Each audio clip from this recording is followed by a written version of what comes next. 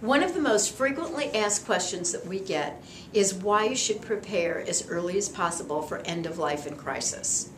The simple answer is, it's the smart thing to do. It saves you and your loved ones emotionally and financially.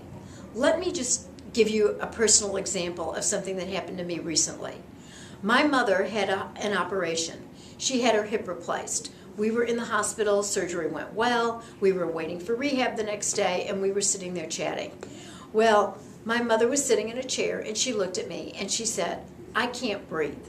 At which point, she just promptly keeled over.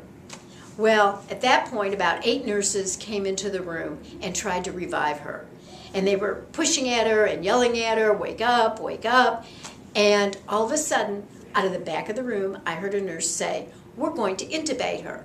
And I said, "Stop, right there, nobody's going to be intubated." I said that because I had the confidence of knowing what she wanted. The nurse asked me, "Do you know what that means?" And I said, "Yes, I do." She said, "Do you have the authority?" And I said, "Yes, I do. It's in your records," which of course in an emergency, they didn't look at the first thing.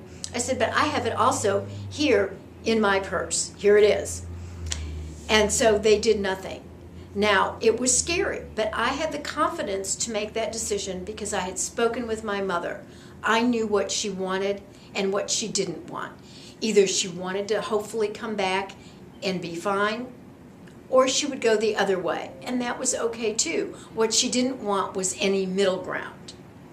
Making no decision is a decision. You need to remember that. These types of incidences, whether it's an accident or what happened to my mother or any other situation, happen much more frequently than anybody realizes. Be prepared, have your conversations.